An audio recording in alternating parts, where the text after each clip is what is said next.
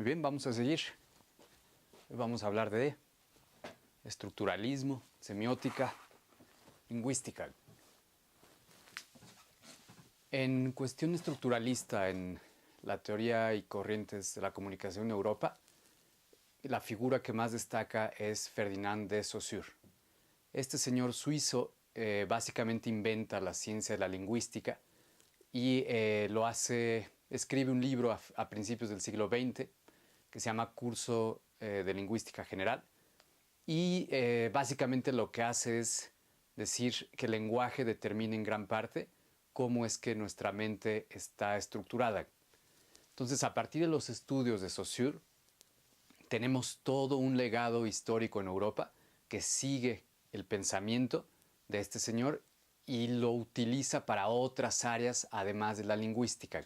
Entonces, ¿qué es lo que dice Saussure? Básicamente que al momento de que yo empiezo a pensar en francés, en italiano, en alemán, en español, mi cerebro se organiza de forma distinta y se organiza de una forma muy particular porque yo tengo que unir palabras escritas en papel con sonidos que son completamente abstractos. Entonces él hace muchas aseveraciones, hace muchos insights de eso que nadie nunca había hecho antes y es el primero que lo publica como tal y dice que el lenguaje se puede dividir en distintas partes, el lenguaje escrito, el lenguaje hablado, y hace todo una ciencia de eso. Básicamente, ¿para qué? Para entender mejor cómo es que está estructurado el pensamiento humano. ¿Qué es lo que se aprende de esto? Que si puedes estructurar o estudiar el lenguaje de forma científica, básicamente puedes estudiar la realidad de esa misma manera, dividiendo en partes específicas muy precisas distintas ciencias sociales, que ahorita les voy a comentar en un segundo. Pero básicamente la aportación de Saussure es tan importante que por sí mismo crea lo que hoy podemos llamar estructuralismo. Estructuralismo a partir de la lingüística. Esto, dentro de las consideraciones más importantes que hace Saussure, dice, por ejemplo, que el lenguaje es tan importante que determina cómo es que la gente ve a otras personas, cómo es que esa misma persona piensa con respecto al otro, y dice básicamente que el lenguaje es una convención social. ¿Esto por qué es tan importante? Porque esto significa que el lenguaje no es una cuestión puramente abstracta, sino que está determinada por los usos y costumbres de cada cultura particular. Entonces, esa afirmación revoluciona completamente cómo es que se veía el estudio de las lenguas, que era algo básicamente que se pensaba que era algo arcaico hacia finales del siglo XIX, pero como hay todo un empuje científico en esa época, empezado o muy en Europa a partir de toda la revolución industrial que comienza en Inglaterra décadas atrás, todo se empieza a analizar, todo se empieza a cuestionar y el lenguaje no es la excepción. Entonces Saussure es el primero que investiga realmente a profundidad esta situación, este tema, esta área de conocimiento, y hoy, bueno, su legado es importantísimo. También habla de aquello que significa la palabra en sí, es decir, cuál es el significado literal de la palabra y cómo es que cambia de cultura a cultura lo que esa palabra es, el objeto al que se refiere esa palabra. Entonces, esa relación es la que dice es una convención social y se hace todo de forma abstracta, es decir, se hace en la mente del ser humano y eso es algo que ningún otro ser vivo hace en este planeta. Entonces, su aportación es tan importante que logra diferenciar aquellas facultades de los seres normales, de los seres no humanos que están en esta tierra, y lo diferencia con los seres humanos. Y dice que la principal diferenciación justamente se da por el lenguaje, la capacidad de abstracción que tiene todo ser humano a partir del aprendizaje y la comunicación con un lenguaje sistemático, escrito, hablado de una forma muy específica que hace que un grupo de gente se entienda. Y eso en el fondo tiene consecuencias culturales también muy profundas. Es decir, yo me voy a comunicar con aquellas personas que comparten mi lenguaje. Con aquellas que no puedo compartir mi lenguaje va a ser imposible que me comunique. Y así se van formando naciones, se van formando distintas culturas incluso dentro de las naciones y eso hace básicamente al ser humano lo que es.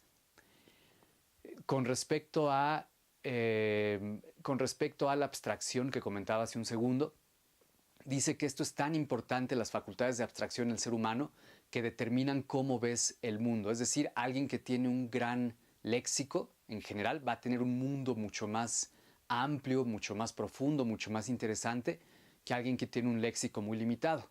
Entonces, ese pensamiento va un poco a lo mismo que platicaba al principio del video.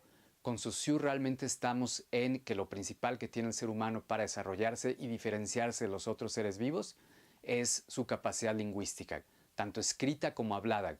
Y dice que es casi imposible diferenciar, es casi imposible separar, es casi imposible separar el lenguaje escrito del hablado, tanto así que es como querer cortar una hoja de papel por un lado y no creer que vas a afectar el otro lado. Es decir, de un lado de la hoja está el lenguaje escrito y del otro lado está el lenguaje hablado. Entonces, de esa forma está estructurado nuestro cerebro y es indivisible el uno del otro. Esto en estudios de neurociencias ya está comprobadísimos décadas después de que lo dijo Saussure. Efectivamente, en nuestro cerebro están estas partes físicas que determinan cómo es que nosotros estructuramos nuestro lenguaje y cómo vemos la realidad. Entonces, esos son los puntos centrales de Ferdinand de Saussure. Vamos a seguir ahora con aquellas personas que retomaron lo dicho por Saussure e inventaron básicamente nuevas ciencias o profundizaron en ciencias ya existentes. Vamos a hablar primero de un francés que se llama Claude Lévi-Strauss, que básicamente inventó la antropología estructuralista. ¿A qué me refiero con esto? A que Strauss comenta que la realidad se puede analizar por capas, así como analizamos en unas ruinas o en un lugar en donde se puede ver cada capa, cada sedimento de la cultura del ser humano. Así se puede analizar todo aquello que tenemos alrededor de nosotros. Es decir, la realidad es sumamente compleja y se va construyendo una capa sobre otra. Él pone de ejemplo esto, las capas, en las distintas estructuras sociales que tenemos en nuestra sociedad moderna, presente. Estamos hablando de, por ejemplo, lo que sucede con policías y ladrones. Él dice que es imposible que existan los policías si antes no existen los ladrones, y que ambos grupos están en tensión permanente, pero que son aquellas partes que estructuran la misma sociedad. Y esto lo podemos dividir por cuestiones religiosas, cuestiones sociales, cuestiones económicas, básicamente cualquier área de nuestra cultura que tenga una incidencia pública real se puede analizar de esta forma en antropología estructuralista. Esto, de nuevo, es importantísimo para entender cómo funcionan las distintas sociedades del hombre, y Lévi-Strauss, a mediados del siglo XX y un poco después, sigue publicando muchísimo de este tema.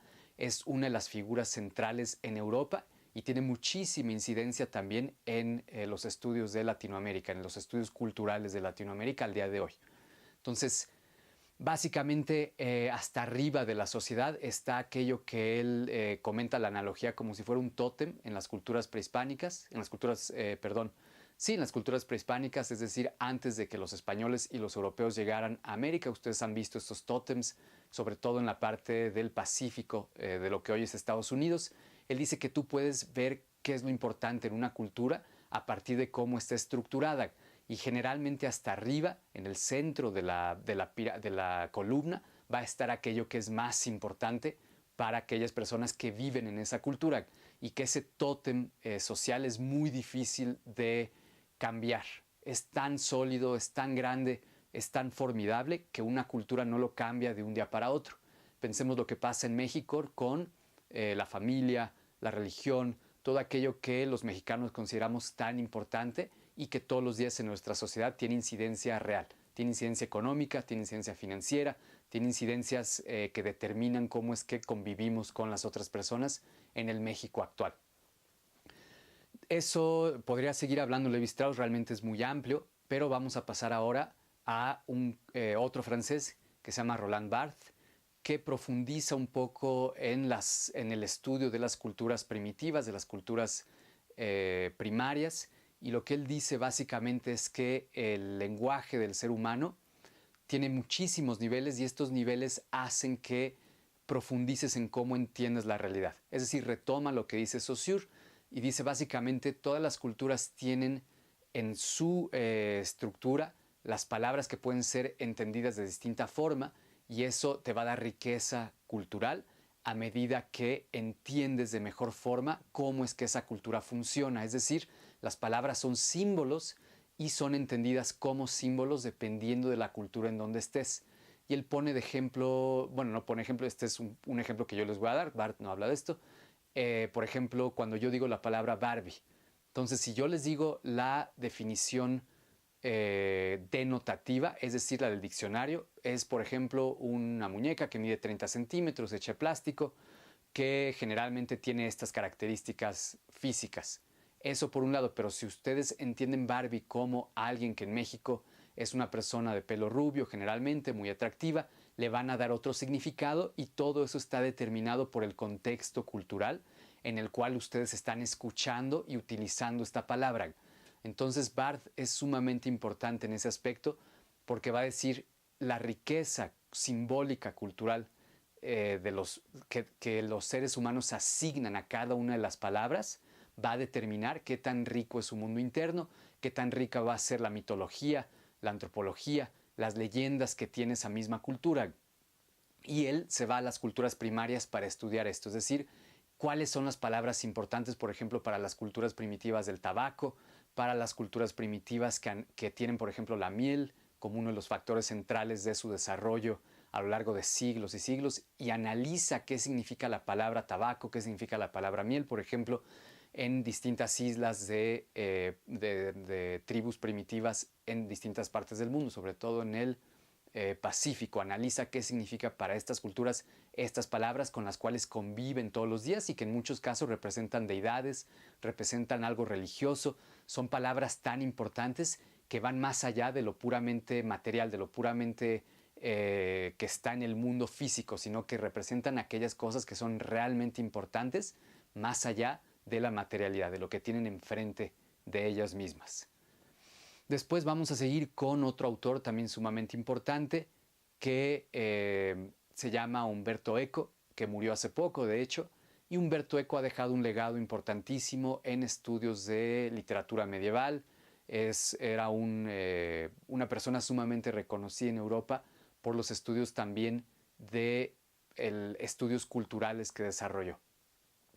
Tanto Barth como Umberto Eco se clavan en esta cuestión de la cultura europea. Umberto Eco es italiano y la aportación de él tiene que ver más que nada con la cultura popular. Él tiene un libro, Umberto Eco, sumamente famoso, que se llama Apocalípticos e Integrados, y lo que dice en ese libro es que básicamente en la modernidad existen dos tipos de personas: aquellos que ven el mundo de forma negativa por el avance de la ciencia, a eso les llama los apocalípticos, lo ven como algo peligroso, lo ven como algo que dicen que es el fin del mundo, porque como la ciencia avanza tan rápido, pues básicamente vamos por el camino equivocado. Entonces Umberto Eco le llama a estos los apocalípticos, aquellos que ven cosas negativas en el avance del ser humano. Y por el otro lado están los integrados, aquellas personas que abrazan los inventos, abrazan la ciencia, abrazan el avance científico y entonces se adaptan rápidamente a los cambios. En la modernidad, dice Umberto Eco, esos dos grupos interactúan constantemente y muchas veces se contraponen el uno del otro. ¿De qué forma vemos esto en nuestra vida diaria? Por ejemplo, a la gente que le da miedo el avance de la telefonía celular. Dicen que la gente ya no se comunica, que la gente ya ha dejado de socializar, y por el otro lado están aquellos que afirman que los celulares han revolucionado la forma en que la gente se comunique y que incluso se están comunicando más que antes. Entonces tenemos esos dos grupos, se hacen estudios a partir de esto, es decir, es una afirmación que todos los días podemos ver en nuestra cultura moderna, en México al menos. Umberto Eco también tiene muchísimos estudios de cultura popular relativos a aquello que significan los cómics y la importancia de los cómics en las sociedades modernas o posmodernas. ¿Qué es lo que dice él? Básicamente que los cómics, los superhéroes son tan atractivos para el ser humano normal que vive en una sociedad industrializada moderna, porque justamente en estas sociedades el ser humano necesita sentirse apreciado, y cuando la gente lee los cómics identifica a figuras como Batman, como Superman, como todos estos grandes superhéroes, como gente que es apreciada por su sociedad. Entonces él dice que esto choca completamente con el ser humano oficinista, gris, que vive todos los días 12, 10 horas en una oficina, que realmente no tiene ninguna aportación heroica a su sociedad. Y sin embargo, Umberto Eco dice, eso es lo que te hace ser humano, querer aportar algo a tu sociedad, pero desafortunadamente en las sociedades modernas, industrializadas, eso se da muy pocas ocasiones.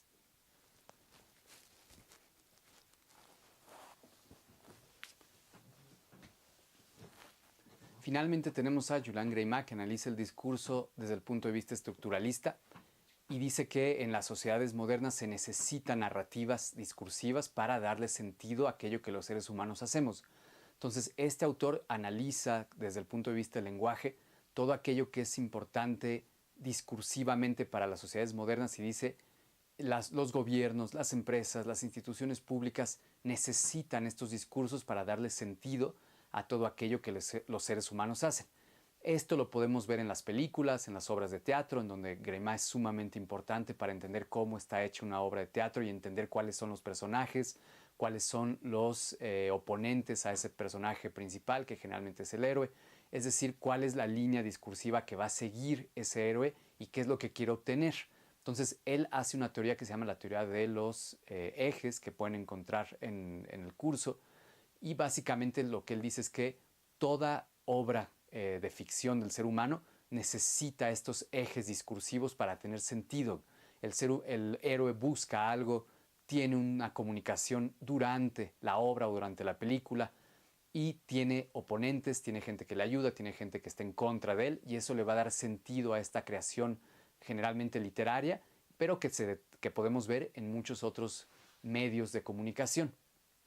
Y esto lo vemos desde el spot más sencillo hasta las obras de teatro, hasta las películas elaboradas, se pueden analizar discursivamente. Entonces las aportaciones de Greimat desde el punto de vista de análisis del discurso estructuralista son sumamente importantes, tanto así que al día de hoy todas las películas de Hollywood se siguen analizando de esta forma, se siguen creando de esta forma para darle sentido a aquel producto que van a ver audiencias masivas. Entonces, la aportación de Julian Greimat sigue siendo determinante. Entonces, para recapitular, tenemos a Saussure, que plantea las bases del estructuralismo a partir de la lingüística, y después tenemos a 4 teóricos europeos sumamente importantes, que son Umberto Eco, Roland Barthes, Julian Greimat, y el principio al que vimos fue a Claude Lévi-Strauss. Estos 4 personajes son sumamente importantes, pero no podrían haber hecho su trabajo a partir si no tuvieran los principios de lingüística, si Ferdinando de Saussure no hubiera aportado sus planteamientos lingüísticos tan importantes para la modernidad. Mi nombre es Eduardo Portas, ya saben, si me quieren dejar un comentario lo pueden dejar aquí, con mucho gusto les comento, les respondo lo más pronto que pueda. Nos veremos a la próxima.